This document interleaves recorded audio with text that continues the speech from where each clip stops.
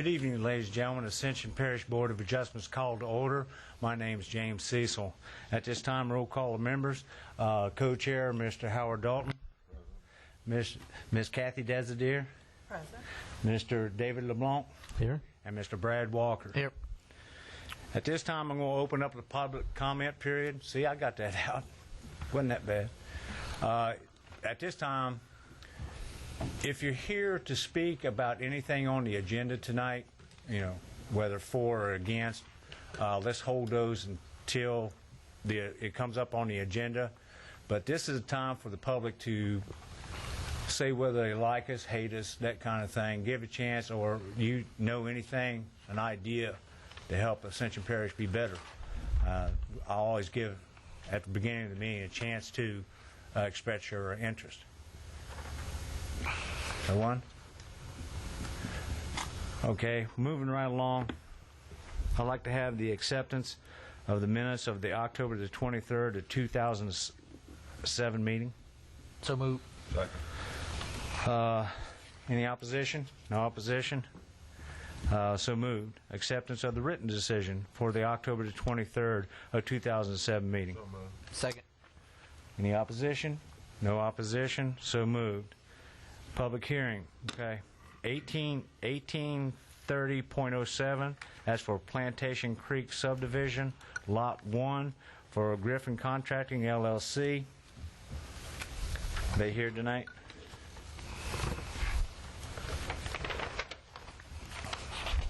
Griffin Contracting, LLC? Not here. I'd like to make a motion to table it to the end to see if they do show up. I'll second. Any opposition to table it until the end to see if they show up? They're probably at the airline. Okay. We want to go ahead and move that to the end of the agenda. Second on the agenda is 1831.07, Chateau Galvez for the Phase 2, formerly Villa Galvez, third filing. That's for Grady Melanson. Go ahead, sir. Have you signed in? Okay, sign in, please, there on the corner of the desk, and then state your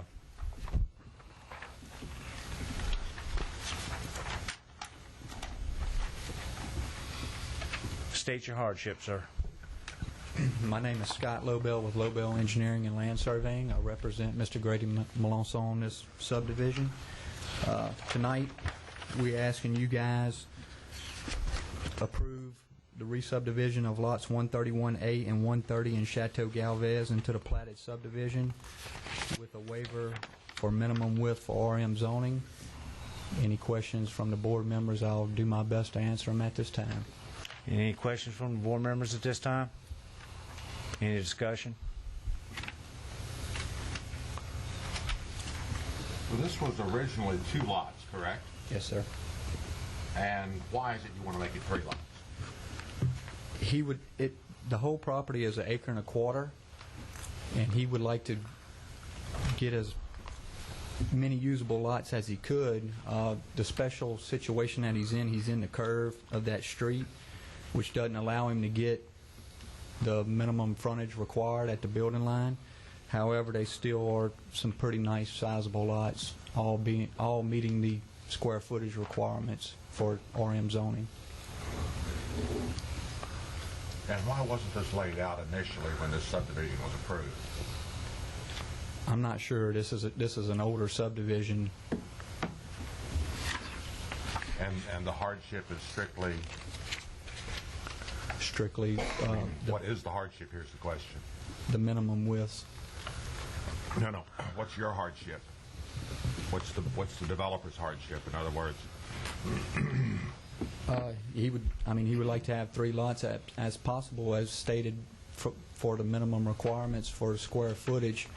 However, the special situation that he's in doesn't allow for him because he don't have adequate frontage because of the curve.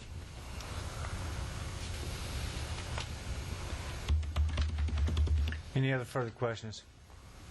The other lots primarily in the subdivision have what frontage? Let me see if I have an older plat.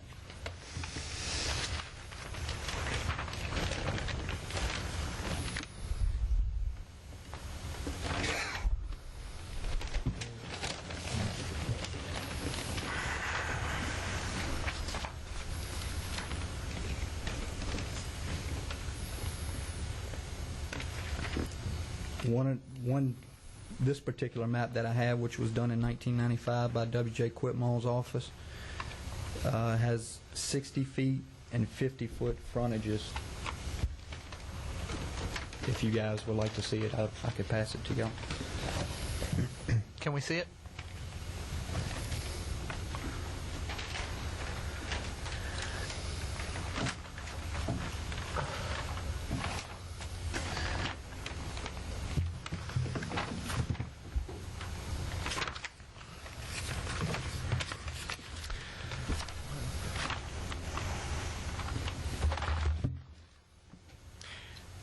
Again, I'm sorry, I'm going to jump in here and ask you a question. Again, I'm not satisfied with exactly what you have said that your hardship is. What I'm seeing is that you want to make another lot to provide another house. Is that correct? Yes, sir. I mean, don't...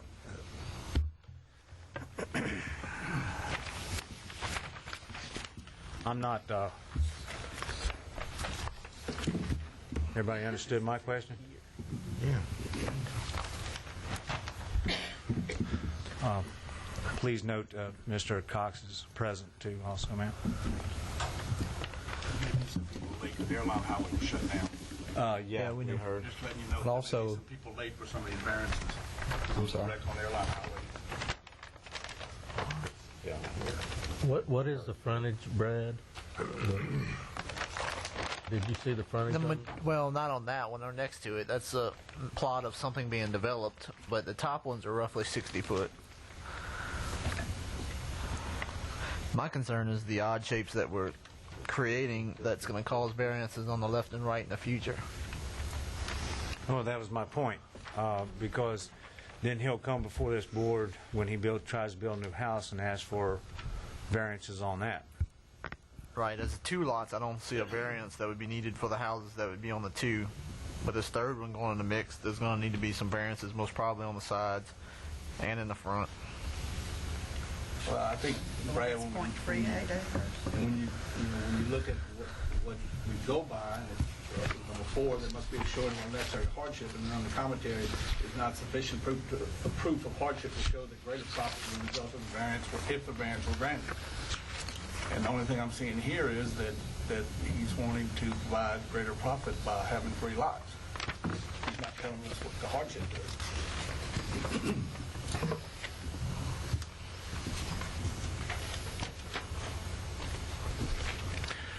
Well, that's the reason why I worded my question the way I did. Any further discussion? I'm going to open up the public hearing. So moved. Public hearing is now open. Anybody in the audience like to speak in favor of or against this gentleman's request? Close public hearing, please. So moved. Second. Public hearing is now closed. Any further discussion? I mean, the only possibility I was looking at, I know it's not a hardship, but I think it was more of looking at the requirement, like the land requirements on the 132 or the 129 to see if it, is more in line with like we've done in subdivisions in the past, make them similar. Like the other part of that map shows 60 foot, but I think this is a bigger section. So I don't think 132A and 129 on that map even show where they would be 60 foot. They look like they're a little wider and bigger than the ones on the top. So it would actually put it out of proportion if we do split this compared to the other areas around it. And then you're going to snowball from there, correct? Probably. Any other further discussion by any board member? The only hardship I see here is one that's self-imposed, and if we split this up, we're going to create a narrow frontage. Currently, there's no existing variance required. It meets all the requirements. So I don't see any reason to split this up to make 3 lots out of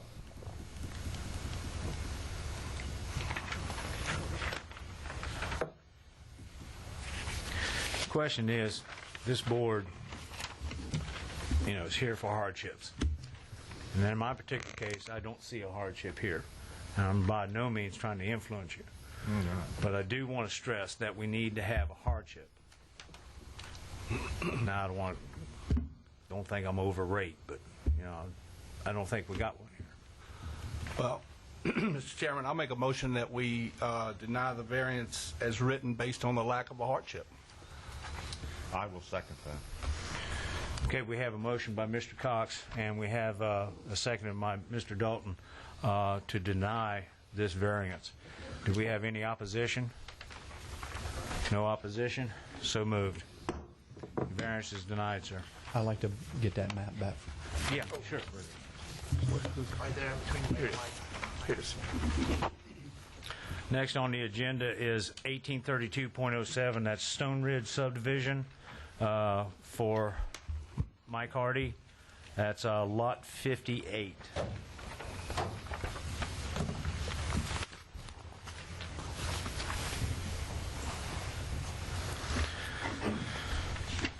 You Mr. Hardy? Yes. I'm just trying to add an extra room onto my house, and I didn't know I had a 20-foot, to be 20 foot off the back property line. So I'm asking permission to add a room on to the rear of my house, and would have to build, it's not on the servitude, will be off the servitude, and it would be a reduction of the required rear yard from 20 feet to 8 feet. And the reason I'm doing this is I need the room because my daughter-in-law went to Iraq, and we got the grandchildren now and just need the extra room. I don't know whether that's a hardship or not, but my wife is driving me crazy, so that's the only hardship I got. We can't go with the wife thing, okay? We can acknowledge it. Not only that, I'd probably get in trouble.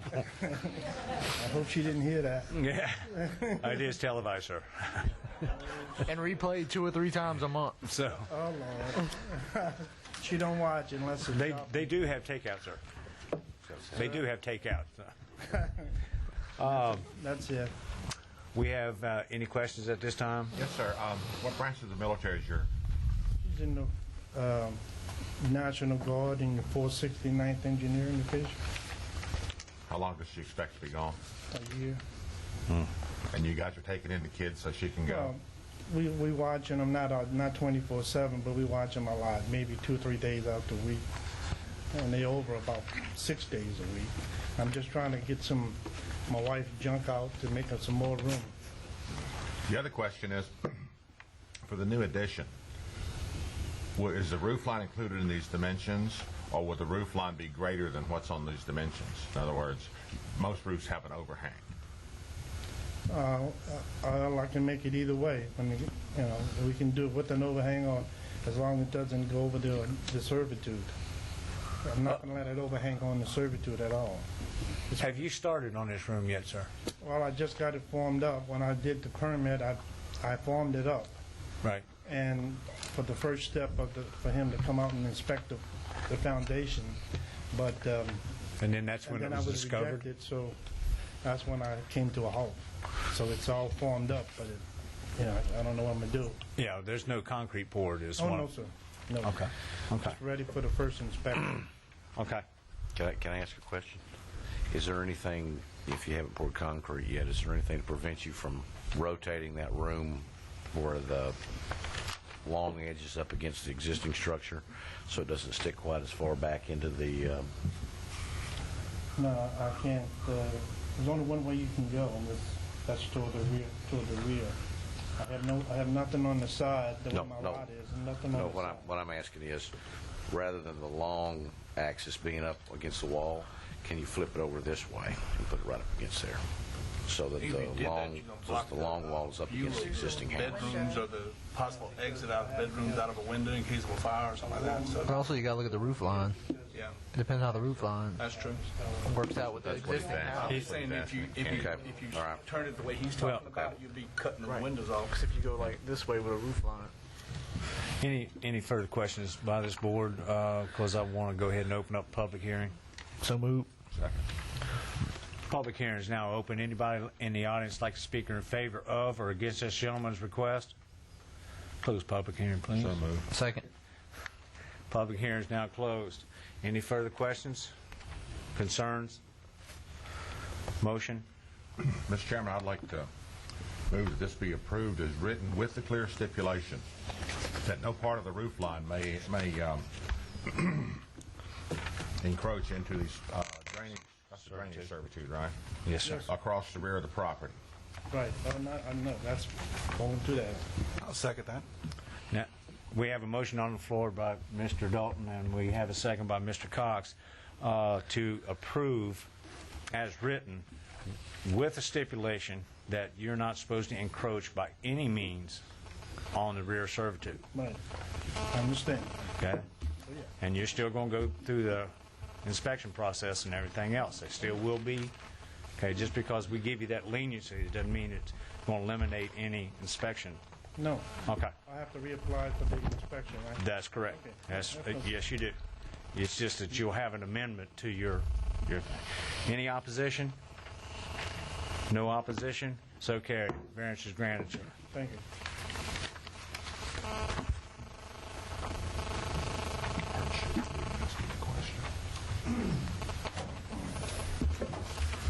Well, I think it's supposed to be family members, which would have, yeah. I'm sorry. Next on the agenda is 1833.07. That's for John F. Morgan Properties. That's Lot 9 and 9B proposed, and that's for Marcy Quintano. Come on in and sign in, sir. Step up to the podium and state your name.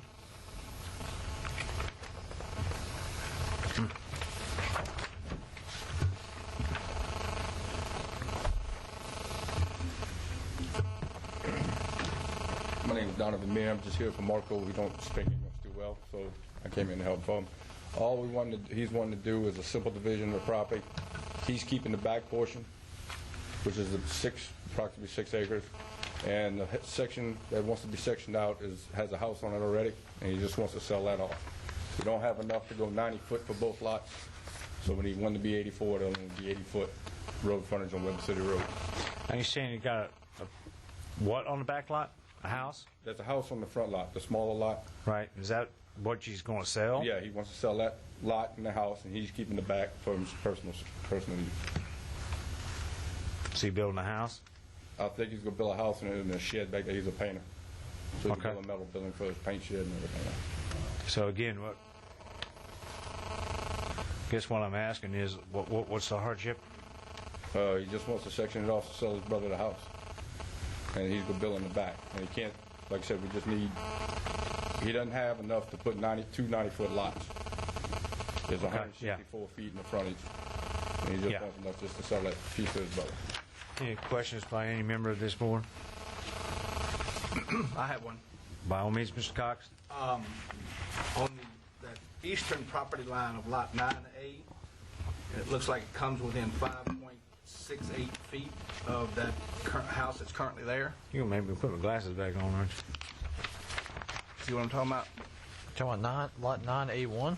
Lot Like 9A. Lot 9A. Corner right there. Lot 9A. Yeah. The eastern property line, proposed property line, I'm assuming that's proposed, right? That's correct. Okay, and it comes within 5.68 feet. Is that acceptable, or? For a side yard, it should be. You want to answer that? That's less than standard. However, I mean, how if you- close if can you- we create a property line there to this house? well, you can't create a 0 lot line, but you could go as low as 5 feet if you chose to do so as the variance board. Okay. It's off the top. Okay, I just want to make sure that we were all saw that, and Yeah, but he's not asking for a variance to get that. No. well, it's not so much asking Everything's for got a a minimum variance. He's 5. asking to put that Everything's property got a minimum line. 5-foot setback on it. So if he's over 5, he's past Okay. the barrier. It's That's pretty- pretty That's narrow. basically what my question is. Is it 5.86 satisfies the law as far as That's past 5. Okay. Everybody understood the answer? Any further questions? Motion to open public hearing? Second. We have public hearings now open. Anybody in the audience like to speak in favor of or against this gentleman's request? Please come in and sign in, please. Here, Mr. Poche. Right there. State your name when you reach the podium, please. Yeah, my name is Ed Poche. Go ahead, sir. Could I approach? Yes, sir. By all means. First of all, I want to give you a look at these petition signed against this variance. And those who can't be, those people that are here, that's Well, not on there. and we appreciate stuff like that because we don't want to be redundant. Okay, the first thing, Are you representing these people? My I'm question. representing them. Okay. And You're representing all these people on this list. Yes. Right. You are. Yes. both of them. Okay. Okay, I want to bring you up to snuff on what was all going on this. The bottom line is read, because what happened, the heirs to this property have tried every way possible to get a variance made. First of all, they came not too long ago, and they even had enough nerve to show you their contempt for our neighborhood. They wanted to change it to a mixed use. Right. I would even allow a porno shop across the street, adults, according to the specs that I got from planning and zoning. So that just shows you that they're not telling everything. They wanted to divide it up. Do you have that from the planning and Certainly zoning? do. May I see that, please? That shows that's already been turned down by the board. That they're presenting once again is just a recopy, because it's already been thrown out because the plot plan is wrong. Last year, my name is Mickey DeLotte, and I live at 11059 Martin Road in Gonzales. Last year, it was presented to the Planning and Zoning Commission 37 garden apartments on a plot plan that was drawn in 1987. This is the brand new plot plan that was drawn in 2003 when I subdivided the land from lot 2A all the way back to 17. That's why the garden apartment was thrown out, because it was drawn on the wrong plot plan. Now, he says he just wants to I guess he wants to hunt on this land. I don't have no clue what he wants to do with it, because number one, it's real shallow as far as water running on it. This is that's still outside my front door. This is outside your particular home? Right outside in front of my house. Been taken down. Now I want to show you something else. This is a picture of a brand new house being built on Martin Road. This is what's James' son's name? I'm sorry. Land. That's a picture of, and you can well see on there that you don't have to be an engineer to understand this is the new specs required to build in that area. And that butts up to that land. If you look over that picture, you'll see swamp, you'll see palmettos, and that's what grows in a swamp is palmetto. Pass them back down when you... It floods. You can pass them back down. They went in before going to Planning and Zoning Commission. They started bulldozing down trees. They bulldozed on other people's property. They knocked down trees. They thought they were going to burn it all, 8 acres of it. And then and somebody came and made sure they seen the right people stop the burning. Also, if that's the house you see constructed that's going up, that's anywhere between 2 and 2.5 feet higher than the land that's adjacent that they're wanting to keep, that they're wanting to put all this property, all these houses on. This is just one more coming to the variance board. It's one more time to get a variance. They're going to come back and try and get another variance. The biggest thing, if they came back and try to put anything on that property that has a slab, that will make everybody flood code. They will have to build a code just like this boy James. They'll have to build a code, and that way they'll have 2 to 3 feet all the way down the line, flooding Martin Road, and it'll also flood Ballard Road. There's several houses there. I'm going to show you this is my house. Not to look at my house, but to look at my driveway. I live across the street. We have absolutely the worst drains in the world. If you look at my concrete, that is the second $3,000 driveway I put in. I need another one because when it rains, the water backs up all the way to my door. The people also that I'm representing over in Trish and Sheets Road, they're already flooding. Some houses are getting water inside on Sheets. Lynn Michelle and Melvin Michelle, I talked to them. Water comes up and they live on the other road. Anyway, it's coming up, it's slapping at their door. Anything, this was like a natural drainage across the street. They have stopped it up. It's causing people like Mr. Moran, who's on the very front of it, his yard is now flooding because they've just jammed everything in the top. So they want to leave it alone, the mess that they started creating without going to Planning and Zoning Commission getting permission to begin with. So this is just another deviation of one more way, and they use the same plot plan now with the new one, the exact same plan. If you look at the footage on it, it has a different date, but it's exactly the same footage as before, which was thrown out already. There's a 10-foot that's already been brought to court. There's a 10-foot space on there, somewhere between 10 feet, narrowing down at parts to 2 to 3 feet. What I've also done, this is, we all look at it. If you throw it out, and the figures were right on 10 feet, this is not. Mr. Cox, we'll go ahead and store it all down here, and then we'll give this back to this man because you'll need it. I'm piling it all up as it comes. Sir. I'd like to explain something while you guys are looking at that. Last year, when after Mr. Moran had passed away, the family applied to the Planning and Zoning Commission to go from residential to mixed use. I was notified by someone at the Planning and Zoning Commission because they were familiar with me there, because prior to that, if you're looking at that plot plan that was drawn in 2003, I had inherited that small strip of land that runs between Martin Road and Mr. Moran's property.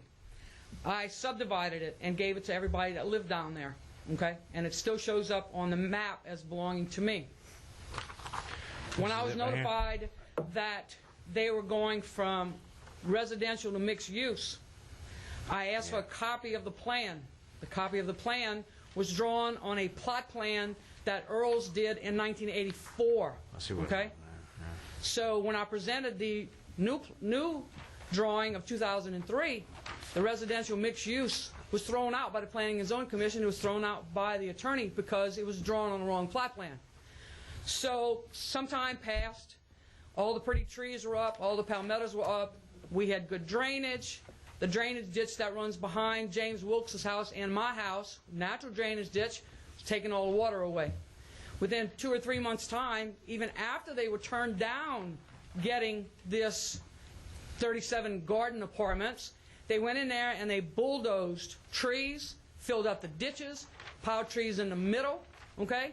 Didn't care about everybody else flooding. They don't care about everybody else flooding. It's gotten to be a point of money versus the well-being of your neighbors. And that's what's got everybody so upset. Okay? I got them to quit bulldozing because one day I took that 2003 plot plan and I walked in a muddy field and handed it to the man on a bulldozer and said, if you knock down any more of those trees, you're going to be paying me. Because when you get to lot 3, 4, 5, and 6, that barbed wire fence line is not the fence line. It's the line that's drawn on that map. And these people went in there and they knocked down trees that actually belong to me. And when I told the guy, hey, you got to stop this because these trees you're knocking down against the barbed wire fence is not the fence line. Okay? So that proposition stayed. They quit cutting the trees. They piled them all up in the middle. Okay? The drainage ditch is still full. Everybody back there is flooding and have done nothing. Okay? And all of a sudden in the last few weeks, we get this. Okay? Okay? They want to say that, yeah, there's a house on one. Well, the grandma's house was on the other one, and nobody ever had problems with that. Okay? But yet, they want to take that small lot, they want to make it, cut it in half Okay, all of us down Martin Road know what they want to do. These people want to say that they're going to go back there and they're going to build a house. They're not going to build a house. If they were going to build a house, then they wouldn't have tried to sneak it through the first time with the 37 garden apartments. And that's what we don't like. Okay, ma'am. Not only that, but they run out of property. If you go by what I was given by the Planning and Zoning Commission for specs, they run out. Because you have to have 50 feet against the line. Right. Once you take that 50 feet, they have to have another 25 feet from that line as a setback. Then they have to go to the back and have a 20-foot setback. That only leaves them 59.5 feet, and they need 90 by 70. Okay, I'm going to give you about another 30 seconds to wrap it up. You done? Okay. No. Any further questions? Anybody else in the audience like to speak in favor of? I'm going to give you 5 minutes rebuttal. Okay? Anybody else in the audience like to speak in favor of or against this gentleman's request? And let's don't be redundant. Let's just don't continue on. Well, the only thing is... Go ahead, sir. Sign in, please. I already have. I've lived down there for 10 years, and I live towards the end of the road, and it already floods. And if they have to build up that property over there, it's really going to flood. Right now, when we get a good rain, I put up with, the flooding because that's my choice to live there. But what I'm saying is if they build it up 2 or 3 feet to put it in this property, we won't be able to park our vehicles or anything. We'll have to park at the end of the street and get a boat to go to our house. See, that's my problem, is I plan on living there for a while, and all I'm doing is representing the owner. He has 3 houses down there, and he said to me, he says, Cliff, could you go down there and just tell me what happens? And that's all I'm letting you know is I already know it floods, and if they raise up the ground, it's really going to flood. That's all I got to say. Thank you, sir. Anybody else in the audience? By all means, come on up to sign in, please. I'm going to give you about 3 minutes. No, after you start speaking. Look, I'm not that hard. Yes, you are. Oh, look, here you go. Got the whole board against me now. Go ahead, ma'am. State your name. Marie Ballard. I was born and raised on the piece of property off Ballard Road. It is inherited property that I got from my grandparents. I have lived there all my life. It's a nice community, and I would just like to see it remain just like it is. I don't want to see all these garden homes or any other homes or anybody else. Are you experiencing any flooding? Yes, we have, because our property is right next. The back of us floods. Okay. And I have pictures of the property itself that has water on it. I think we've already been shown that several of your pictures. That's all I wanted to say. Okay, I want to keep it like it is. Thank you, dear. Anybody else in the audience like to speak in favor of or against this gentleman's request? Close public hearing. So moved. Second. Public hearing is now closed. Sir, like you come and give a 5-minute rebuttal to that. It was me and 2 other partners that bought this property originally, and that's what our original intentions were to develop it. To my knowledge, it never went before any of the boards. We talked to Mike Marchand and Charlie Becknell, and they told us this wasn't going to work, so we backed out of it. The land that was cleared, we stopped because we hit the wetland boundary. There's 1.5 acres of wetlands in the back of this property, and we stopped at the wetland boundary. No burn piles were ever set on fire. Our intentions were to go in there and chip that stuff and sell it for fuel chips. We weren't intending on burning. The natural ditch that's back there is clogged up because they have 4-wheeler ruts running all the way through it. Yes, it does hold water. It's always held water back there. It's a low spot. Right. Right now, we sold the property to Marco Quintana. We don't intend to develop it. He wants to subdivide it out so his brother could have that house and he could build him 1 house in the back. We don't intend to bring anything back to the parish for any type of garden homes, any other development whatsoever. It's just a simple division is what we're asking for. Well, go ahead, Mr. Cox. I'm sorry, and your name was again? Donovan Meir. Okay, and you're representing John Moran? No, Marco Quintana. Okay. He's the one that owns it now. Okay. Who is John Moran? He was the gentleman that owned the property. He passed away. We bought it from his heirs. Okay, me and 2 other partners bought it. We put that sign up as part of the parish requirements when we were trying to subdivide it. It just hasn't been taken down yet. Okay, so you weren't it's aware. Just a matter of you weren't aware then on September 13th, 2006 that they tried to have it rezoned. Yeah, I wasn't aware that it went to the zoning meeting. We talked to Mike Marshall and them, and they said we're probably not going to be able to get this thing rezoned, so we pulled it off off the agenda. Okay. So this was not, We never even attended that meeting. To my knowledge, it was pulled off the agenda before we even went to it. excuse me? I don't know, I was not here. Okay, I wasn't either, I wasn't on that Just, committee. like I so- said, none of my partners Okay. or our engineers attended that meeting. Okay. I think, what was the gentleman that worked there? Lance Brock. We had called him and told him just to pull it off the agenda at that time. Marco intends to just to clear what's legally his right to clear. It wasn't wetlands. There's no other ordinance that says you can't clear your land. Okay. Nothing has been burned out there because we know there's houses on both sides. We never intended to burn anything out there. And what Marco does with it, that's his business. If he wants to build one house, he has the right to do so, just like everybody else built their houses around there. Do you know if trees were cut that were off the property? I was aware of the property line dispute, and according to our engineers, when they surveyed it by the judge's description, which was meets and bounds descriptions running through the property line, and he marked it. Maybe some trees may have gotten knocked down, but according to what he said, that old fence was the property line. But that's a boundary line dispute. That has nothing to do with subdividing this property. All right. All we asked, Marco was asking for, is to separate it out so he could sell the house to his brother, and he keep the back piece. Any other boundary line disputes, that's in the court of law. That really doesn't phase any of y'all. Is that it, sir? Yes, sir.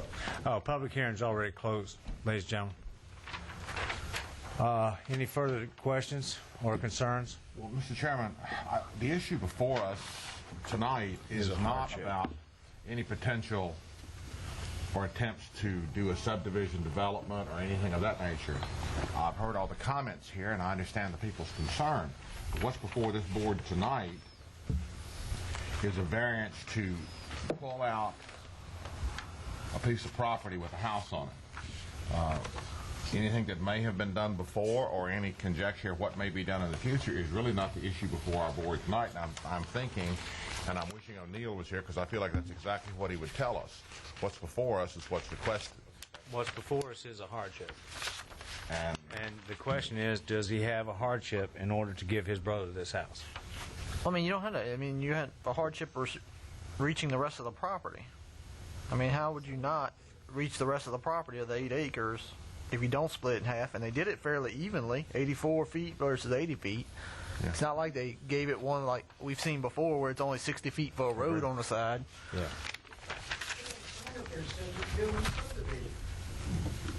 Sorry, sir.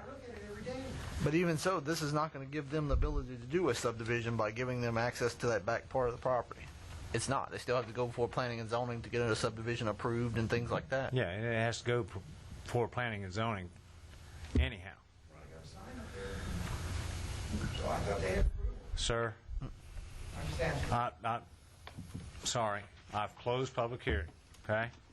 And I expect you to respect that, okay? And I understand your concern.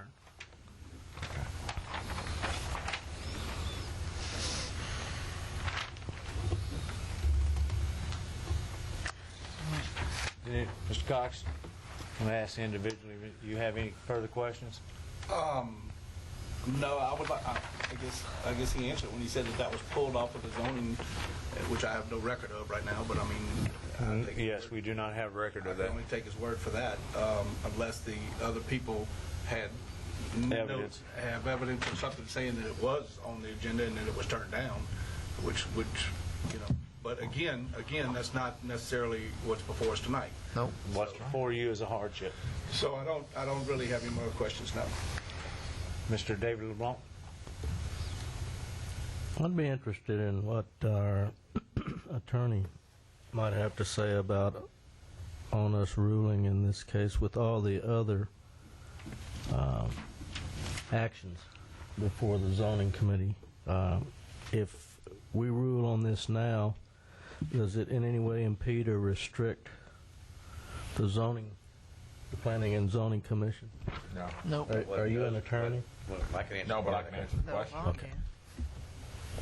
Part of that question I can answer, and that is all their earlier designs do not include splitting off the lot this way. And so any design grant that variance, allowing that lot to be split off separately, any drawings that are out there right now would be null and void, because you've fundamentally changed it. So then any other additional drawings, if this were to be approved, any other additional drawings that came before that would have to come through you It'd and have to through go our through attorney? us. Yes, it'd have to go through the entire process, because the fundamental baseline design of the property is now changed, assuming you grant the variance for them to split off that smaller lot at the front. Okay. Mr. Cox, I'm sorry, I do have one other question.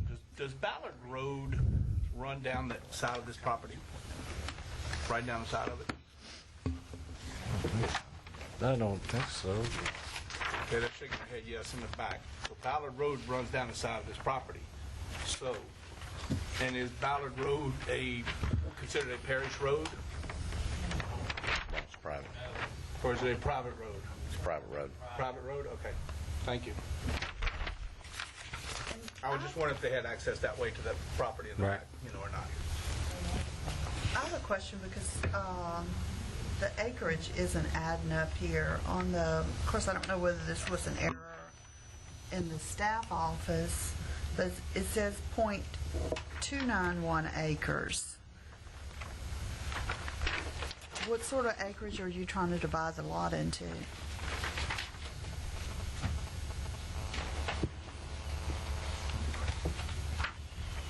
Do you know? Am I trying to divide the lot into? No. What acreage? Because the staff comments say that they want 9A to be .291 acres. And on the drawing, it says .291 acres. But then in another area, it says 6.33 acres. And then it says that the whole tract's 8.5. So I guess my question is, what acreage are you trying to divide? 8.5 comes off the old legal description from Mr. Moran back in the 40s and 50s. It's actually 6.9 acres approximately is what's remaining, and the 2.9, the 0.2 is what we sectioned. Okay. Kathy, I think in the staff comments, I think that 8.33 acres after the word lot 9B, I think that's a typo. It's 6.3. Looks like 6. I think it should be 6.33 in the comments there. Well, but then they had said 8.5. That's why I was asking. Which would be right for the overall piece. But in medium intensity, how many? Is it half an acre lot? And we're not meeting that either.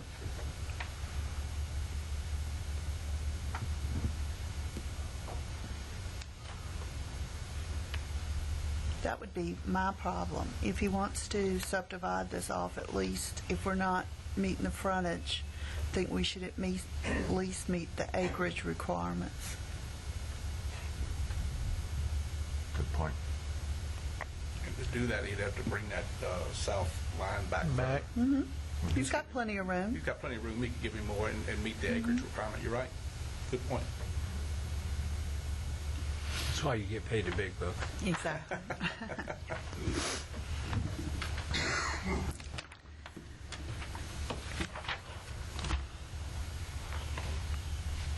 That is a very good point.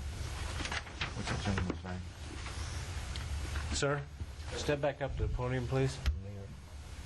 His last name is Muir. Mr. Muir? Would Mr. Quintano be willing to increase the size of lot at 9A to meet the minimum size You just want to requirement? go deeper with it? I'm sorry? Come back deeper? Yeah, correct. Make it like a half acre? I don't see that being a problem. Right now, it's 12,000 something square feet. Right now, you're saying it's .291. Like a quarter of an So acre. you'd have to go to .5 acre. 0.5, so at 50, 60 feet in the back, that wouldn't be a problem. You still ain't gonna need the variance on the road frontage. No matter what, you're going to need that. If y'all could put a stipulation that we make it deeper, that ain't no problem. I get Earl to pop that out. That wouldn't be a problem. We Any can go back further- 200 feet. Any further discussion? Ms. Cathy? No, I'm going to go ahead and make a motion that if it's agreed that we do divide 9A and we agree to the road frontage, but it has to be a half an acre lot. Okay? And we would hope that we don't ever see him back asking to cut up anything else. Okay. I'll second that motion. All right, that's contingent on them It making has to be a half an acre lot. I'll just say lot 9A. Yeah, 9A has to be 0.5 acres. There you go. And you're saying that in your motion, that we're approving the frontage as it is on the We're road? approving the frontage, but it has to go deep enough 84.77 and the 80 that it meets the medium intensity square footage Mr. of the Sagan, total you lot. happy with that? That's fine. You're just directing staff to ensure that it's a half-acre lot with the frontage that you're showing, that they're requesting at this time. Right. All building permits and everything this needs to be done prior to that. Right. Correct. Okay, we have a motion on the floor. And a second. We have, we need to go back, anybody needs to go back over the motion? It has to be a 0.5 acre. Okay, any opposition? I oppose it. Well, one. Any other opposition? No other opposition. Motion carries. You have those restrictions. Okay, do I just bring the new map? Where we Well, no. Just bring it to planning.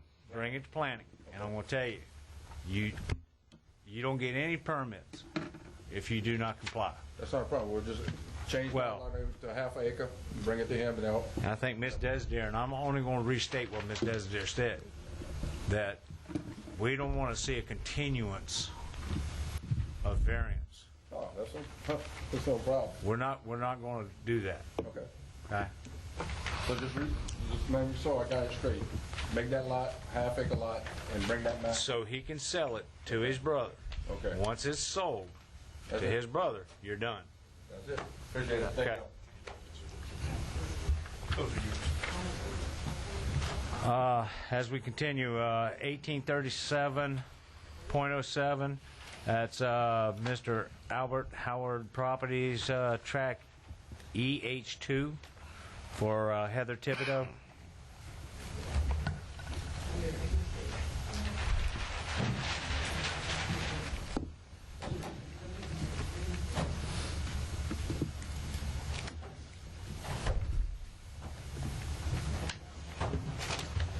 I take it you're Miss Heather Thibodeau? Yes, I am. Go ahead, ma'am. State your hardship.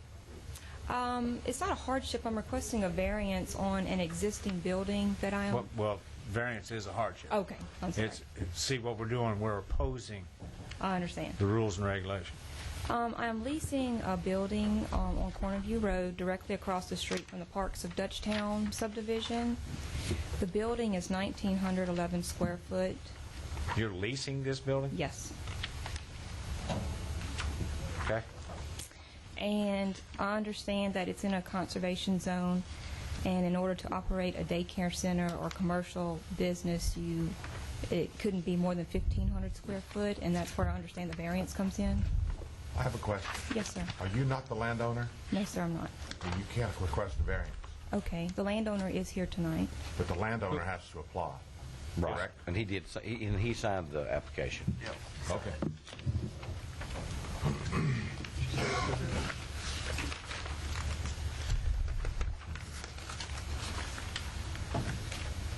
Oh, I see. Okay. Yeah. It's an existing building that's 1,911 square foot, and I just was requesting a variance for 411 square foot to operate a daycare center. Are you the owner, sir? Sir? Yes. Okay. And I'm not trying to cut you off. The reason being is I'm a little... I mean, I know you're representing him is what you're doing, right? No, sir, I thought I was the one who was, needed to explain what Well, was if you're going on. leasing it, it's not your responsibility. Sure, okay. It's the owner's responsibility in order to... So what you're initially doing is you're representing this young gentleman. Okay. So do you want to do that? All we want to do is, all we want to lease the building to her so she can make a daycare. It's right across the street. But still, she does require the square footage, and that's what she's asking. But still, all in all, that's your responsibility because it's your property. But if she chooses to represent you, that's okay. I mean, Do I need to that's let him fine. speak? Is that what, do I need to step back and let him answer? No, I mean, if you're going to tell us exactly what the hardship is, then it's not an issue. You can speak for him if you want to, as long as he's in agreement as the property owner. Okay. Okay? So I just want to make sure you know your role and responsibility. Okay, yes. Okay. All right. Go ahead, ma'am. I'm sorry. I've cut you off twice now. That's okay. So basically, we're requesting the 411 square foot variance. 411 square foot. It's an existing building that's been there, from what I understand, about 10 to 11 years. And it came to our attention that we needed this variance to continue anything. The 1911 is all under roof, and it's Yes. already part of the building. That's right. It's not any attachments or No, anything ma'am. like that. Was it already used as a commercial usage? It was a commercial building from the beginning. It was a grocery store, and it wasn't in use for the last 3 or 4 years. And now they would like to lease it for me to make a daycare. And I'm really not sure why we had to come forward again. But, we was told when I deal with the realtor that we had to come in to do it to them. The parish's zoning regulations only allow for up to 1,500 square foot for a daycare in that particular zone. But it had already been approved for 1,911 feet for another commercial? No, that was before No. zoning. That was before zoning. Before zoning. So it wasn't, and since it's lapsed over a Right. 3-year period, they have lapsed, so now they can only use 1,500 for any type of commercial use. Correct. This is not the first one of these. we've They done. couldn't go back and reopen the store without a variance, to use the full 1,900 square feet. We didn't understand that either. We couldn't understand why a building was built at that square footage if it wasn't allowed in that zone, but now I understand that it's a Well, it was a non-conforming use, and if you don't use it for 180 days, it Okay. reverts. Okay. My concern that I have immediately is, this is right across the street from the parks of Dutchtown. It's at an intersection that's very congested, and I'm really concerned about traffic and parking and access and so forth like that, and I don't see anything here addressing any of those questions. Like, are you going to have, what's your driveway going to look like? I mean, and I don't see anything here addressing how you're going to lay this access out. There's already a parking lot area, and when we first moved in, I live in the parks of Dutchtown personally. When we first moved there was actually a bar operating out of it. It did cause some problems, but in a daycare center, you don't have that kind of congestion on a regular basis. It's in and out business, and I think the parking lot is very sufficient for the use of a daycare. And the way how the property is designed, the use of it is going to be toward the back end of the building, where they're going to have a fence divided along the property, and the kids going to stay on the back side. They're not going to be close to the highway. Now, I'm not concerned about the kids and the property of the highway. I'm concerned about the cars that bring Right. the kids and take the kids away. That's what we're concerned That's my with. concern. That's a safety issue because I know we got one person that pretty much knows daycares, but the thing about it is parents have a tendency of waiting in line for a while, which causes congestion, and that congestion goes all the way back to the highway, and then the next thing you know, we got an accident because somebody answered their cell phone. I'm just giving you an example, okay? This is what we're concerned about. I did not include any parking lot information. I didn't realize that was necessary in the packet, but it's my intention to have actual parking spots, not like just a rounded curve or, like you said, cars backing, blocking the highway or anything like that. Backing up in the highway. Well, that's going to be required, even if you did get your variance, because you're going to have to go to planning and zoning. Yes, sir. Okay. And then comes the question, what is your hardship? Because the variance is in existence because there's some, you can't use the land, you can't do this, because you can't put a house on it in a normal situation because it's pie-shaped or something. So tell me what your real hardship is. Well, I think, but my understanding is that the building is 1,911 square foot, and only 1,500 square foot is allowed in this zone. So, without a variance, we would have to basically block off 411 square foot that we couldn't use. So that is your hardship? Yes. So in other words, you have an existing building that's been unused for 180 days or more. And now they're just wanting us to give them the variance so they can use the total building that already exists. Yes, sir. There you go. I just want to get the hardship stated. For Yes, the sir. record. Well, the other thing about the hardship is going to be that the state laws that mandate so many square feet per child, and it's just really not feasible, believe it or not, for 1,500 square feet for a daycare to operate profitably. So, and I know we're not supposed to look at does a greater profit exist, but in this case, with the state laws mandating the square footage for children in a daycare center, 1,500 square feet, I can tell you, is not a profitable size. So she's going to need the whole 1,900 for that. But what I'd like to do is just maybe go ahead and open up the public hearing, make a motion for that. So Yeah, because I'd like to hear comments before we start discussion, Yeah, because so- I got a couple of questions and discussions. and that's what I want to see, if there's any other comments out there from anybody, if you don't mind. So I'd make a motion, we open the public hearing. Second. Public hearing is now open. Anybody in the audience like to speak in favor of or against this lady's request? I say lady and gentleman's request simply because you're the owner. No one? Close public hearing, Make please. a motion, we close the public hearing. Second. Public hearing is now closed. Mr. Brad? Yeah, I got really one comment and a concern. My concern is, how close is it to the this building? Used to be some old refrigerators, old appliances, and all that. I know that's been cleaned up since. That's not the same one. Okay, so you further down. Okay, and Not too far from the 73 and Oh.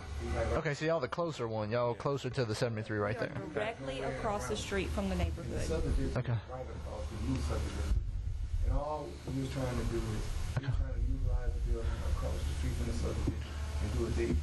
Yeah, that's all they want to do is just reestablish the building. My other comment too is daycare may not be, feasible as far as traffic, but it also is a good business to be right across the street for what else could be there. Especially if we had a bar there last time.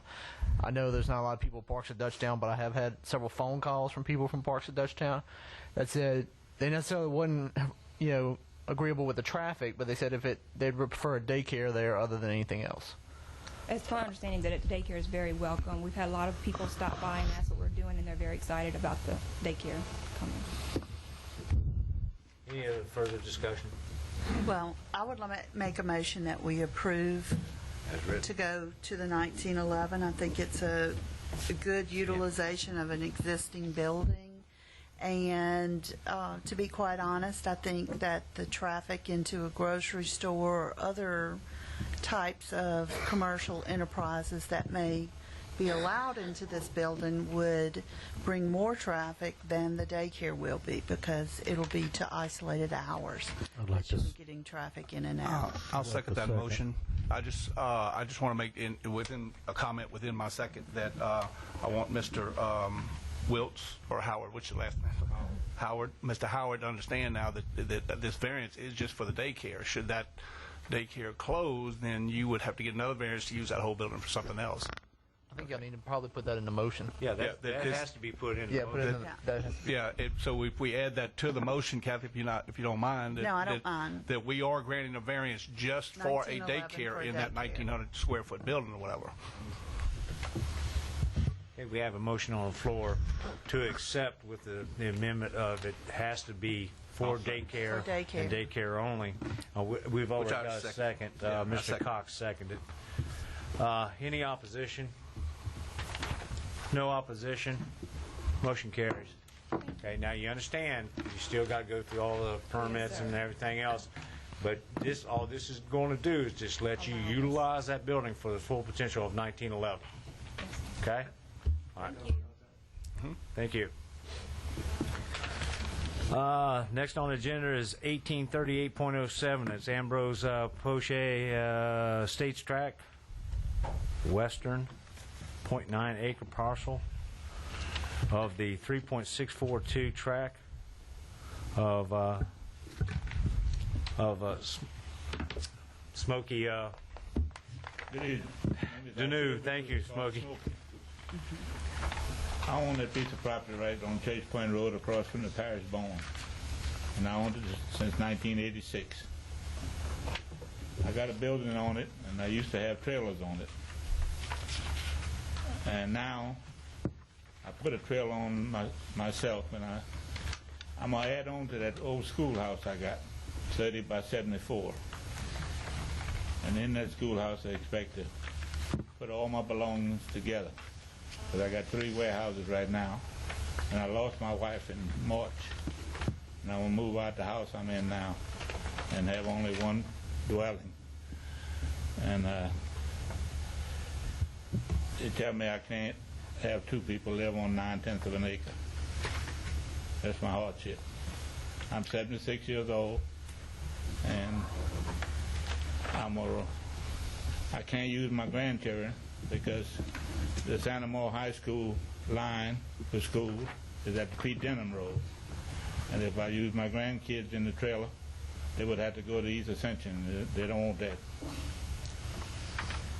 So I'm here to ask you to give me permission to spend $120,000 on a building 30 by 74 added on to the schoolhouse with 2 handicapped bathrooms. So when I get older, I won't have to go to a nursing home. I have 4 sons, but only 2 live in Gonzales, 1 in Mississippi and 1 in Baton Rouge. I'm here by myself now. I like to move. You have a mobile home on that piece of property right now? Yeah, I own it. I bought it from my Okay, and that's to be rented? I'm either going to rent it or loan it to somebody that'll have somebody take care of me when I get older. Okay, and then you have a vacant school building on the property, and you want to convert it into an apartment for yourself. I want to convert the back end of it for an apartment for myself, and I want to put a building on the side to put all my junk in. That's 2,100 square feet you want to add on to that school building? I'm going to add in 2,200 square feet, and the schoolhouse is 1,536 square feet now. It's 24 by 64. And you want to add 21 or 22? 21 or 2,200 square feet. $120,000. And this is on a 0.9 acre? 9/10 of an acre. Yeah, 9/10 of an acre, 0.9. It's 175 by 210. Can you help me out and tell me which one of these lots we're talking about here? I'm sorry. Now, which one is he applying for a variance? The square footage or multiple people on a lot? He's got the 2. He's got the first issue is he's got 2 people on the lot. That's the first issue. Well, which you could get around if he had a relative that was there to take care of him, that kind of thing. But as he stated, I'm telling you, my grandkids would take care of me, but they had to go to Santa Moore High School. They objected to that. And the second thing is the square footage, because it doesn't really say. It just says he wants to add a storage foot. Doesn't ask what he needs as a variance on the paperwork here. My wife and I have been collecting for 35 years, and I got a bunch of junk, and I'm going to put it in that new building. And if I remember right, has this ever been approved for another variance? No. No, it's matter of fact, the lot next to it had a variance to it for the church. For the church. Okay, that's what I remember. I went around and get the neighbors and everything. I believe that was for the church. Correct me if I'm wrong, Mr. Sigmund. That's right. That was for yeah, it was the church. Phone numbers and address. Well, they've been given a certified letter, sir. So if they were in opposition, they would be here. You still got to open a public hearing. Thank you. Let's go ahead and open up public hearing. So move. Public hearing is now open. Anybody in the audience in favor, like to speak in favor of or against this gentleman's request? Close public hearing. So move. Let's continue with our discussion. Now, again, which lot are we talking about here? I'm sorry. Across from Parish Bone. 42060 Chase Point Road. I owned it since 1986. All right. We're talking about lot I don't even know how to quite to describe 9/10 of an acre. I'm see confused, and I don't see enough information in this application to figure out what they're talking about. My next question is, how did this get past staff without enough information?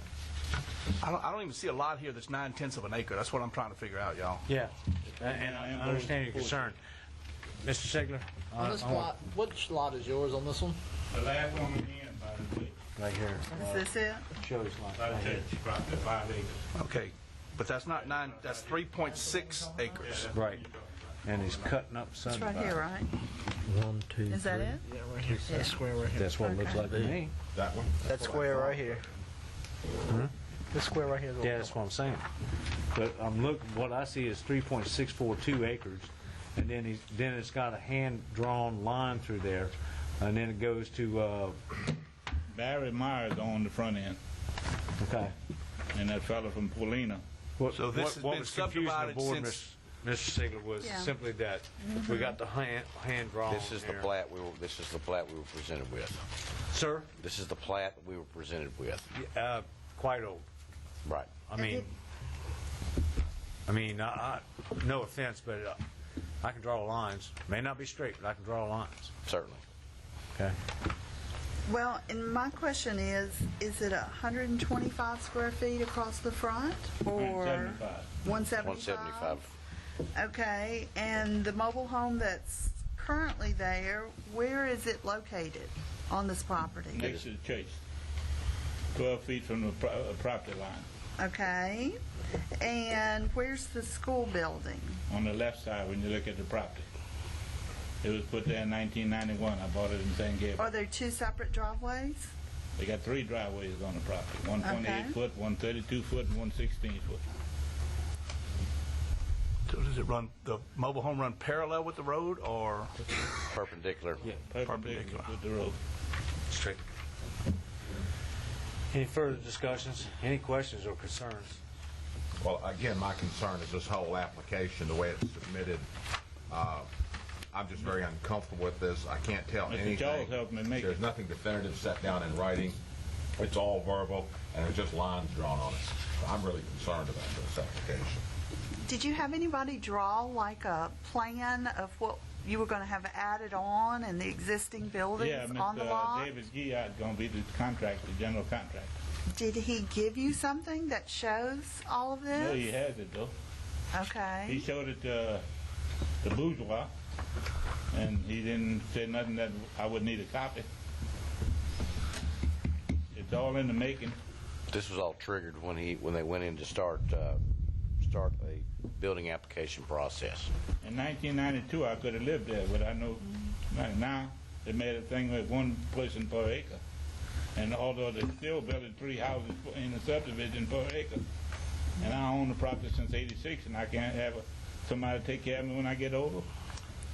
Mr. Sigler, my concern is apparently nobody gave him any counsel or guidance as to what he really needed to apply for a variance from your office. Well, I would disagree with that because I know that he met with Mr. Becknell at least once, met with me one time also. And you did tell him what he needed to apply? We gave him the checklist, and I think Charles spent quite a bit of time with him. Well, the question is, does this meet your checklist? In terms of a plat, it is a plat. We need to tighten this up. I don't disagree with that. Any further discussions?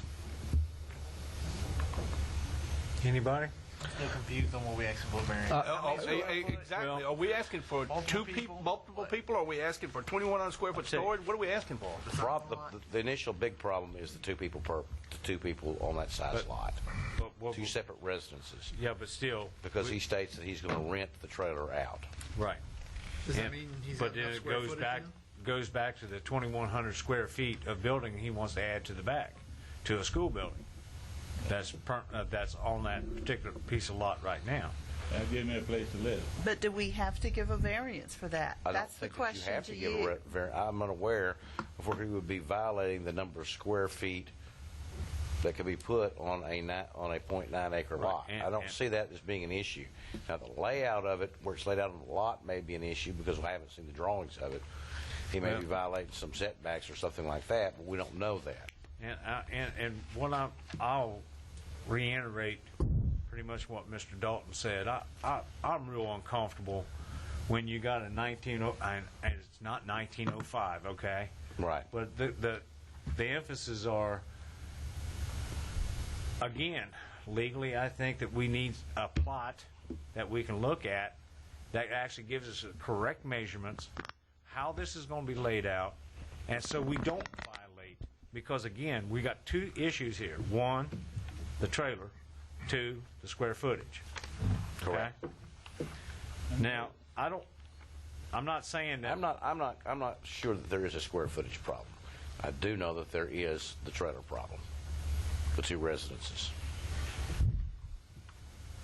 Well, I guess what he's saying is we can go with I got another problem too. I got a 16-inch gas line passed right in the middle, so I got to get them 15 foot to pass the gas line. I can use the property, but I can't cover it. It's my property. Why we need to see a current map? I mean, for the variance, though, as far as somebody taking care of multiple people, I'm not going to do anything on square footage, but multiple people, 2 people on a lot, limited to 2 people and 1 as a caregiver. That's a variance. Who's the caregiver? It's not your grandchildren, right? No, it can't be because of the school system. Okay. But who would be the caregiver? I got a lady, 57 years old, on live. Okay, is this a relation? No. Okay, it's an acquaintance? Yeah. Okay. There you go. That's an acquaintance, not a relation. Yeah, but you can. Well, that's what I'm saying. That's why he needs the variance for the multiple people. That's what he needs the variance for, so that one can be an acquaintance or a rental for him to take care of him. So that he can rent the trailer out. Right. So that's what I'm saying.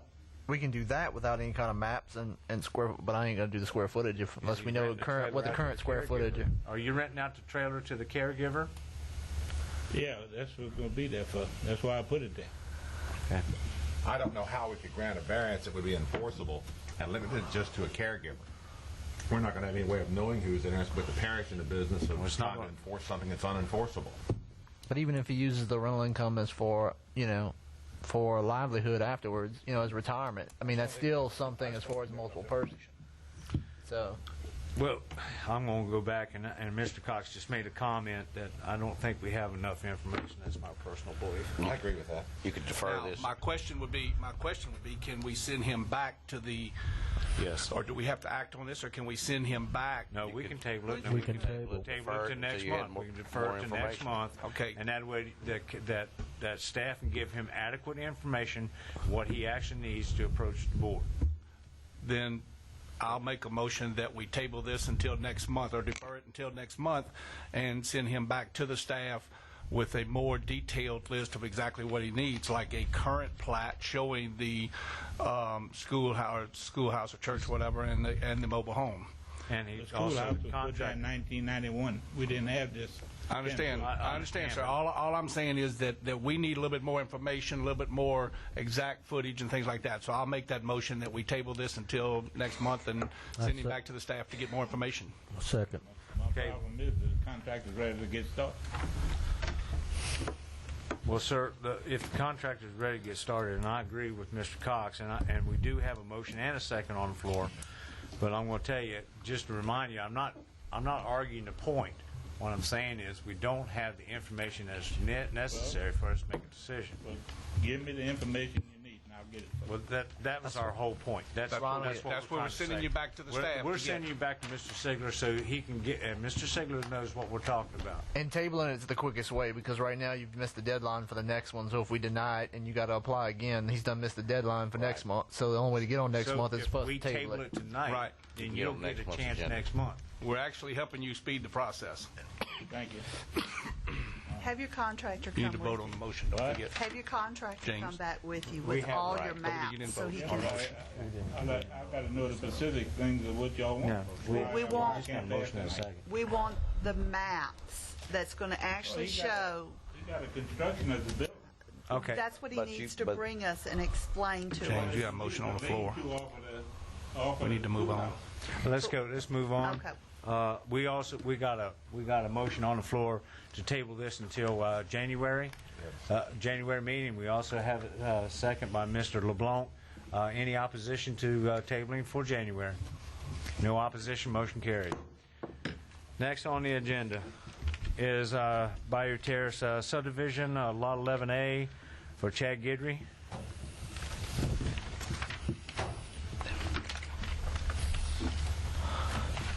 Now remember, we've got one move to the back of the agenda yet to go, and that's the first one on the agenda. Which one? That would be 1830.07. That's Plantation Creek subdivision, Lot 1. That's the one we're doing now? No, sir. That's the next That's one. the one we Okay. have tabled until the end. Okay. So we're at 1839.07 right now? Yep. Yes, sir. Okay. Go ahead, sir. State your name. Good evening, Chad Guidry. I'm trying to get a variance to just get my shop a little closer to the road, 45 foot instead of, I think it's 55 foot. And what would be the hardship of that, sir? Because of the cost of the dirt that I'd have to haul in and the more extra concrete. And I mean, I got a pad already there, and I'd have to extend it out. And So your pad's already down? yes, sir. Okay. No concrete, it's just dirt right now. Oh, okay. It's just dirt. I thought when I want to say pad. No. I mean concrete. So I guess I need to be a little bit more, not be so vague, I guess. I've already been pre-approved from the homeowners association. They're just waiting on the council to approve it so they can approve it. Any questions by any board member? This is the side of Bayou Terrace that has nothing but shops, garages on it. Okay. Any other further questions? Where are you in relationship to the 15-foot utility servitude? You do know there's a utility servitude across the front of this property. I think it's on the side with the houses. You're talking about the water and electricity? Not according to this map. It's both sides. There's one on both sides of the road. Have you seen this plat? Which means you can't go to 40 feet. You cannot build on top of utility servitude. No, I don't plan on building on top The of it. question was, where are you in relationship to that? Because if I look at your map or your little hand drawing, you want to be 45 foot from the center line of the road. Yes, sir. On Bayou Terrace. On Bayou Terrace, and there's a 50-foot right-of-way, so if they split that in half, that's 25 plus 15 at a minimum. You're looking at 40-foot setback. He'd be right up against the servitude. That's right. His front of his building would be dead up against the servitude. And Mr. Ziegler, you the agree? drawing that you supplied does not show the utility servitude at all, so it makes me wonder if you know it's there.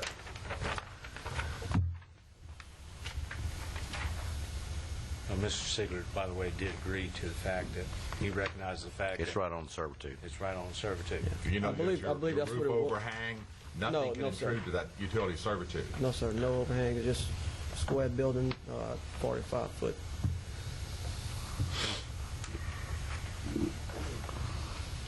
Probably not 90%, maybe 85% of the shops back there are probably 45, and there's a few less than 45. It can't be. Well, I shouldn't say they can't be, but Right. they shouldn't be because they'd be on top of the servitude if they were.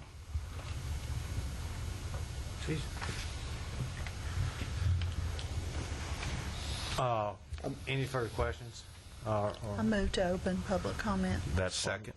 Public comment period is open. Anybody in the audience like to speak in favor of or against this gentleman's request? Closed. Close public hearing. Second. Public hearing is now closed. Further discussion? Questions? Well, my only concern is that we have an adequate check and balance in place to ensure that nothing on this structure encroaches in any of the utility servitude space. That doesn't mean touching the ground. It can't be a roof overhang. It can't be a light. No, sir. Nothing. Can we do that, Mr. Ziegler? Yes. Which, We've done it before. I know, but I'm making sure that staff understands. Why that can't you go back another 10 feet? if it's approved. which one are we talking Mr. about? Bragg, go ahead. 11A. I was just asking why it can't go back another 10 feet? Well, because of the cost of the dirt and the concrete and everything, Yeah. you're probably looking at about another $6,000-7,000 to go back 10 feet. He's trying to. They're not level. That land It slopes goes off. back. It drops off pretty And- good. And No. I'm going to make a motion that we approve this as long as Stipulation. there's no encroachment into the servitude whatsoever. It is very much in line with what we've approved for other owners on the same street. The way the land is, it makes it hard to put anything on there without moving it towards the front. So it is a hardship. Ms. Desert, there's severe drop-off in back, if I Yes, recall? it goes back down to the slough. So that being the hardship. Yes. That's what we're, that's what we're going with. And it also I'll takes second away that from motion. more swamp and wildlife as far as wetland consideration Right. back. So Well, we got a motion on the floor. And I'll second, Mr. And we Chairman. got Mr. Cox seconding that motion. Any opposition to this? No. And with the understanding, and it will be written as such, that you do not intrude on the utility servitude whatsoever. Okay? Okay, as long as we understand. Any opposition? No opposition? Motion carries. Variance granted, sir. With stipulation. All right. No, y'all don't get to go home yet. Got work to do. Yes, sir. That's 1830.07. That's a Plantation Creek subdivision, Lot 1, for the Griffin Contracting LLC. We have these people. Boy, y'all having fun, aren't you? Also, Was there a hold up on the airline highway? Did some of y'all have to come from there? Okay. well, that it's, believe me, it's cleared by now. It's clear by now. I'd hope so. All right. We need to make a decision here. You can either go ahead and make a decision tonight on this variance by looking at the information that you have. I don't recommend that, but I do recommend that possibly. I'm going to ask the same silly question I ask all the time when we don't have a no-show. Did we contact these people? Yes. Okay. They had a certified letter for the record. Okay. I know this. You get tired of me asking you that, and I apologize, but I got to. Well, I've got a couple of comments I'd like to make about this application, just looking at what's written here. well, I know. I was fixing to say. The purpose is to construct approximately 4 foot into the Highway 74 right-of-way.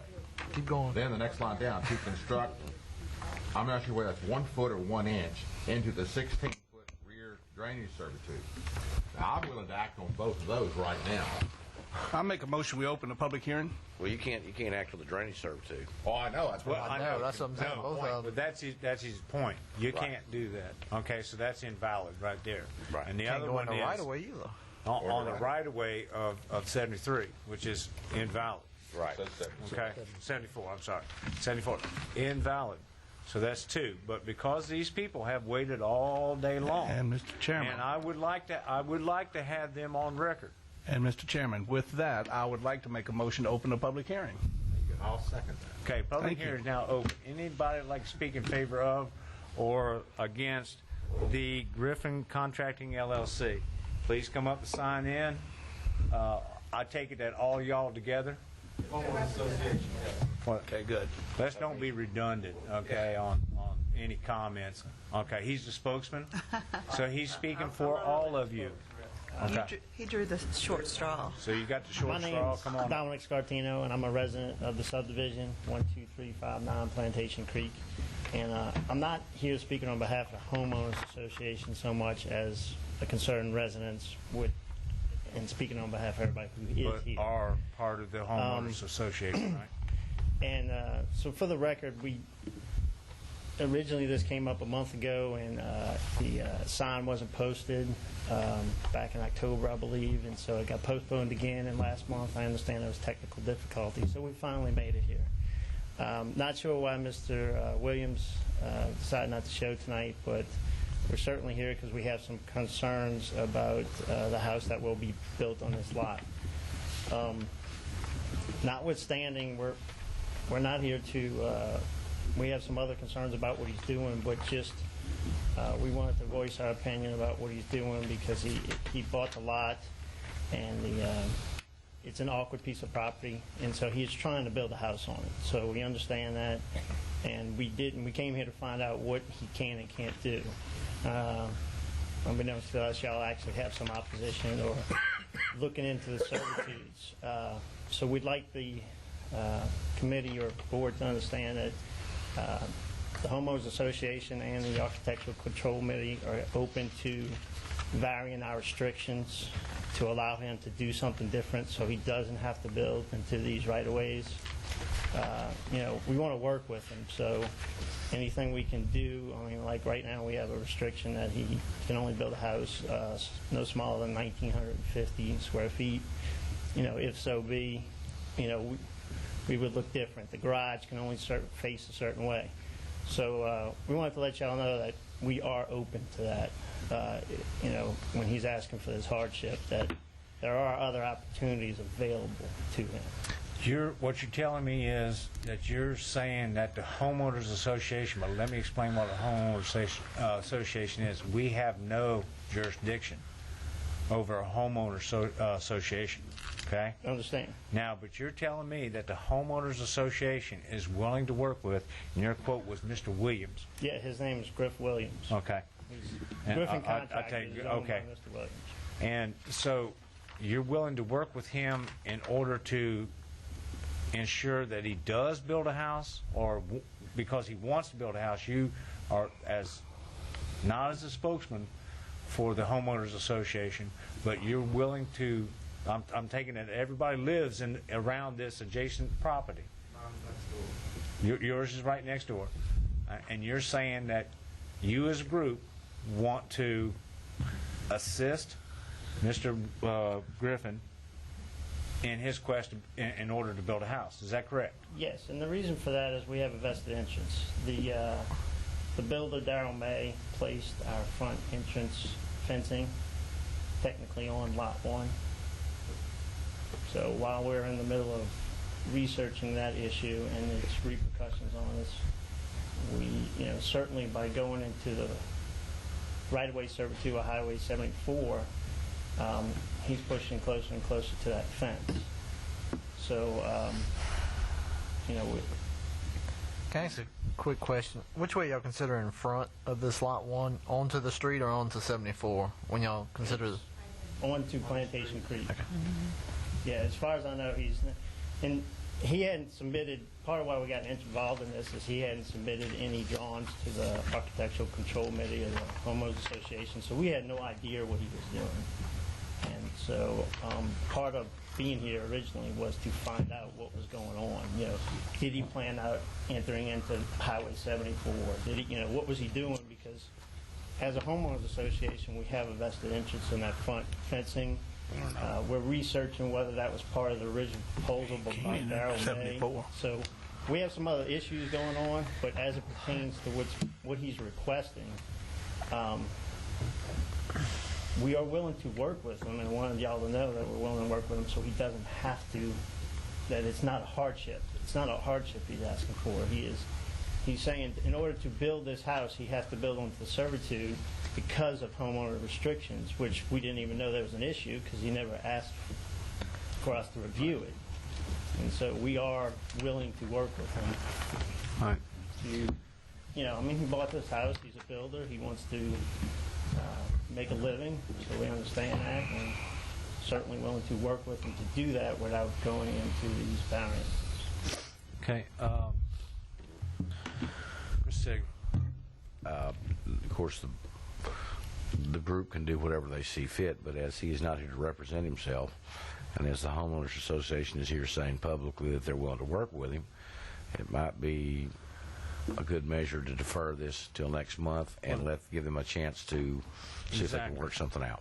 Well, first of all, I think we've got some wordage issues here as far as board members are concerned.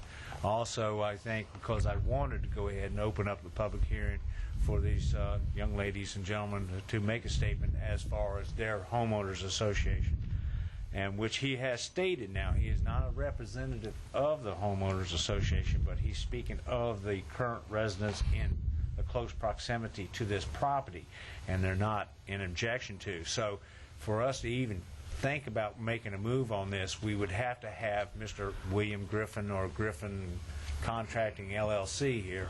We need to have him here, seeing how he's not here, and these people have taken, these gentlemen, ladies have taken their time out to come here tonight. But I think we'll just go, I would like I would think it would be in the best interest of this board to move it till January and table it. Still public hearing. We closing public hearing? Anybody else? No, not yet. Do we have anybody else that'd like to speak in favor of or against the request? One quick question. If it is tabled, will notices have to go out again? Yes, sir. New signs? Yes, sir. New signs, new tape. Okay. Yes, sir. Yep. Are these letters sent out return receipt? Yes. Yes, but that Certified. doesn't mean necessarily that But they're going to... sometimes they don't pick them up. They don't pick them up. How y'all doing? I'm George Hunter, and I live at 12523 Plantation Creek Drive. I actually stay right across the street from the development that wants to have the work done on it. Really, Mr. Griffin, I built on that lot, and when I bought my lot, I knew all the variations, all the servitudes from the road and everything. Mr. Griffin says he didn't know the variations when he bought the lot as being a builder. And what we're trying to do as a community, we're trying to keep him from coming in and destroy the interest into our subdivision. We have a nice subdivision there. Actually, these were lots that probably wasn't supposed to be sold that was sold. And now actually the fence and everything that was put on, I bought my lot. It was my lot when I bought it, but I didn't come in and destroy the look of the subdivision, me and my wife. Okay? Mr. Griffin had the same opportunity that I got, and he's a builder. And he comes in and he buys a lot, and now he's going to come in and destroy one side of the entrance to the subdivision. So I think our main goal is really to keep our subdivision looking the way it is. I understand Dominique talking about, we'll work with him, but he wants to work to the point as to where we're going to have to pull up a lot of, the organization is going to have to pull up a lot of columns and move stuff back. All the electric and stuff is on that side to the subdivision as far as the water system, the lighting and stuff like that. So what we're trying to do is I think what Dominic is trying to say is that he wants, we'll work with him on putting a house that would meet the neighborhood, but without destroying any structural or physical interest to the neighborhood.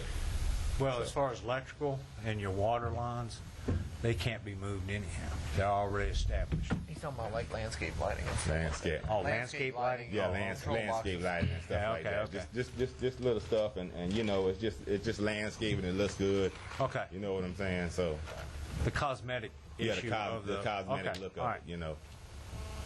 Anything else, sir? Nah, that's really about it. Thank you. Anybody else like to speak? Oh, you got another sign in? I signed in. My name is Reed Brignac. I live further down the street from the lot, as that's the first lot in the subdivision. I just, Dominic made the point to say that he's not speaking on behalf of the homeowners association, and that's because I believe, a lot of people are worried about liability, about going up against a contractor. We don't know what to expect. We've never been in this type of position before, but I'll just speak for myself. I've looked over the application for the variance, and I know very little of these matters, but even with my limited knowledge, looking over what defines a hardship or furthermore restricts definition of a hardship, I can't see how it could possibly be allowed. And the reason I want to go ahead and take a little bit more of everybody's time to talk is because I heard the gentleman sound like he wanted to act on it tonight, and I couldn't help but think that that's the right thing to do, knowing what I know. Mr. Griffin Williams attended our homeowners association meeting and admitted in that meeting to us that, because we all wondered why he would buy such a small lot that doesn't accommodate a house that fits the neighborhood. And he said that he bought this house having only maybe driven by the lot one time before he bought it. And when I look into those restrictions as to what constitutes a hardship, it says that you can't create your own hardship. And I can't see how that doesn't define creating his own hardship, buying a lot that can't be built on to fit the setbacks. Aside from that, it also states, if I remember correctly, that the adjustment that you would allow would have to be the minimum allowed. He's trying to build a house of 2,200 square feet, and we allow 1,950 square feet. So he can't possibly say he's asking for the minimum variance. If I can remember what the other issues were that I noted, can somebody help me out? Because I can't even remember what I came up with and posted. Y'all remember? Anybody? No? That sounds good so far. Keep going. Well, there was one more that I thought was a big one, and I can't remember it now. I didn't come very prepared whatsoever. I apologize.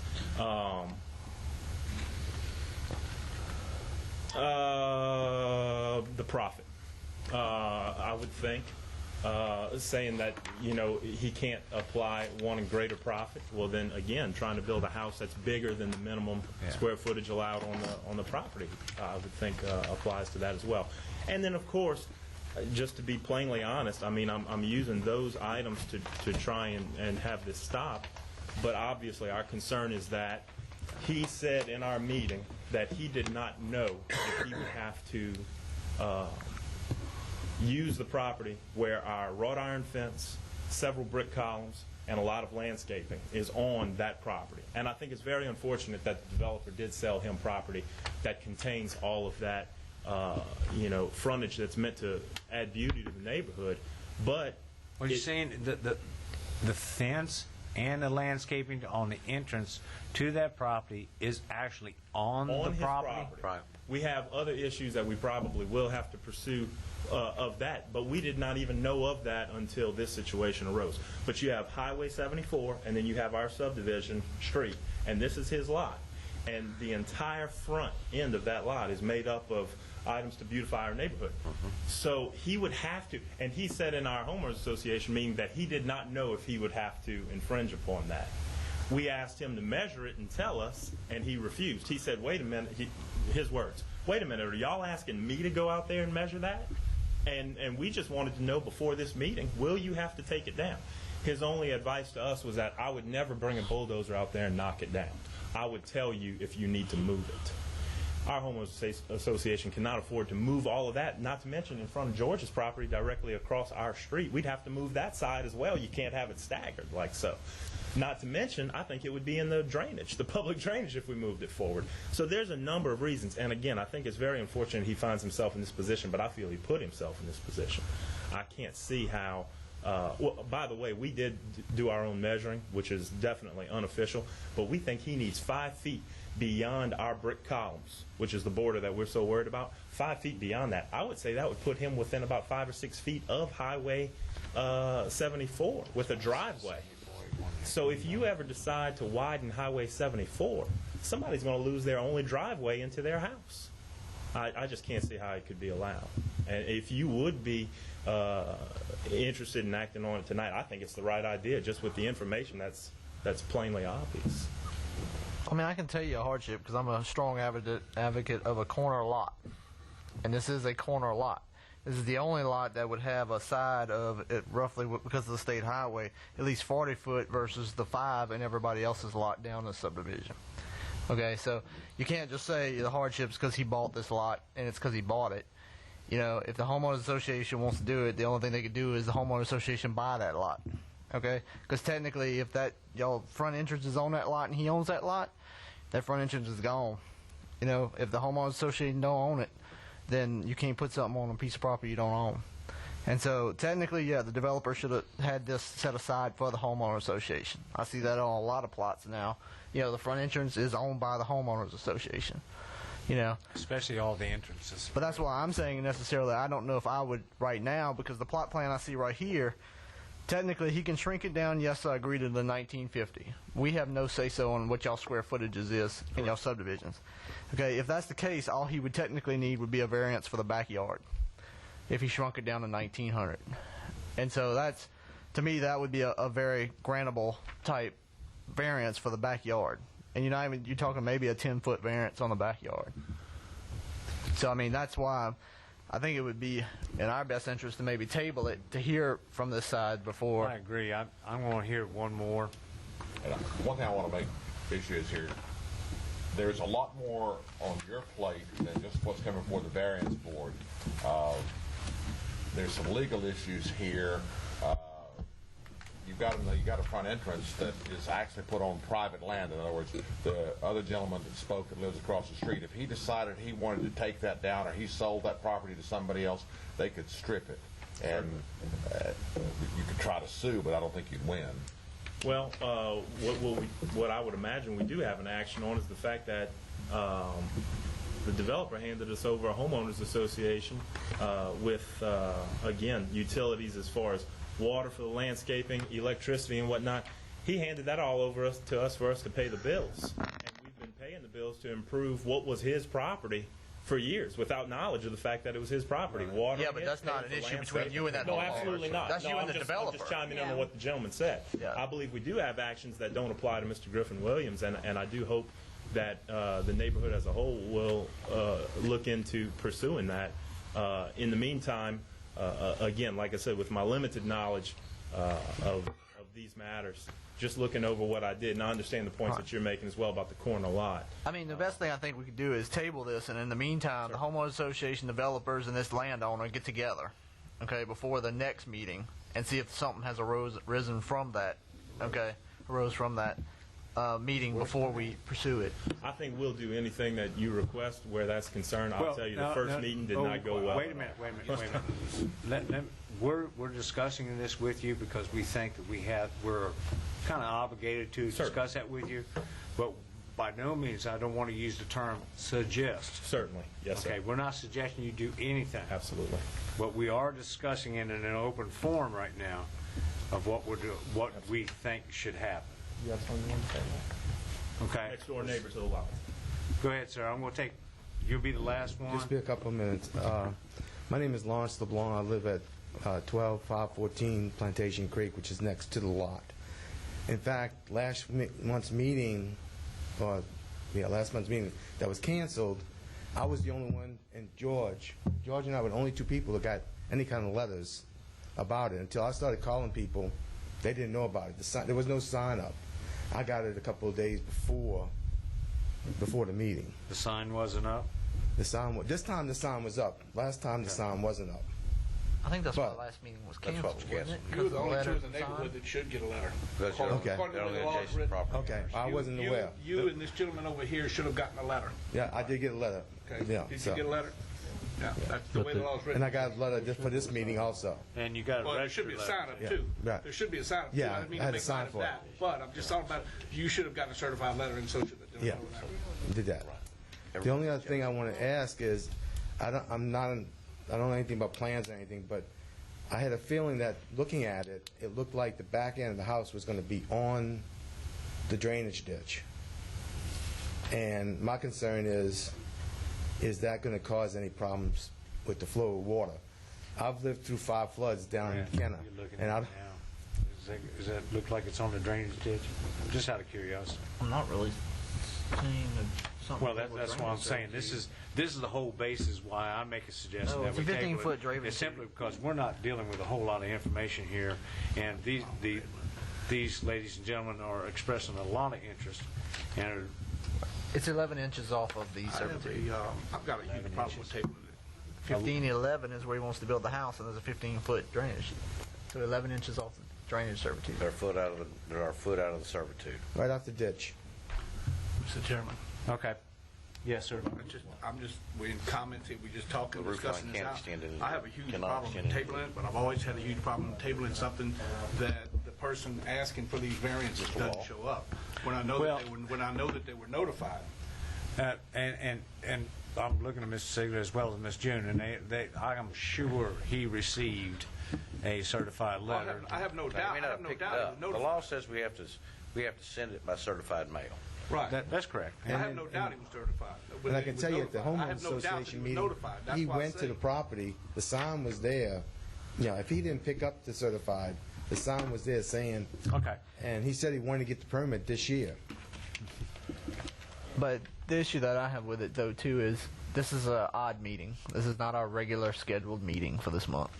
And you know, I understand all the issues, and unless we got the card back with his signature, you know, it being an odd meeting on a Monday night, not the fourth Tuesday of normal, you know, that would be the only reason. Not in case y'all want to be here Christmas.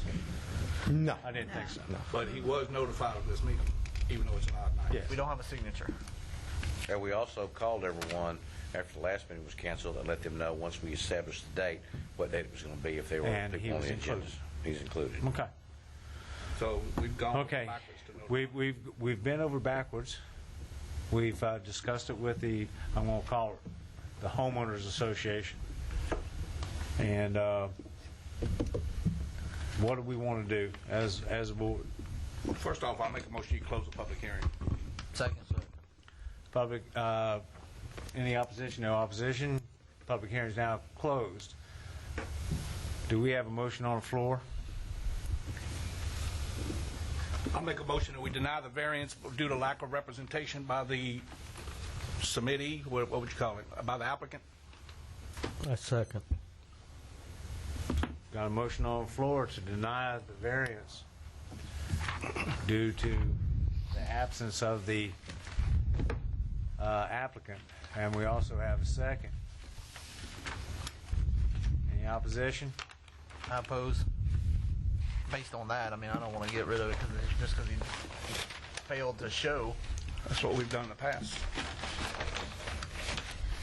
Well, I oppose on the general view that we can't let him go even 1 inch into the drainage servitude, so he would have to agree to something different anyway. And I'm not in favor of putting anything closer to Highway 74. Well, Then basically what you're saying is, as it's written, we couldn't act on it anyhow. As Is that it's correct? written, we couldn't act on it anyway. And with the failure of him to attend, since we know he was sent a certified letter and that staff had called him, I think adequate notice was given. So you're in favor of? I'm in favor of declining it. Oh, I have no objection. I'm in favor of declining it as well. Okay. Well, no, she wasn't objecting. She was agreeing No, with I was your motion. Okay. I was agreeing to your motion, but I was stating that I really She wanted to opposed make it, it not on so public much record. because he didn't show up, because we can't allow him to see. go into drainage. And I also have opposition of him going any closer to 74. 74 is too busy of a highway. We have too many new developments going up on 74, and with a very strong likelihood that this road will have to be widened. We have a motion on the floor to decline the variance as written. We also have a second. Any opposition other than the one? And that was Mr. Brad. No opposition? Motion carries. Variance denied. Before we adjourn, I will not be seeking re-election for the chairmanship. So that give you a chance to think who your candidate's going to be. You've abused me enough. Anybody wanted to adjourn? But who's going to mispronounce her names in the future? One of y'all? One of y'all? I second. Motion to adjourn, and we have a second. Any opposition? No opposition. We are adjourned.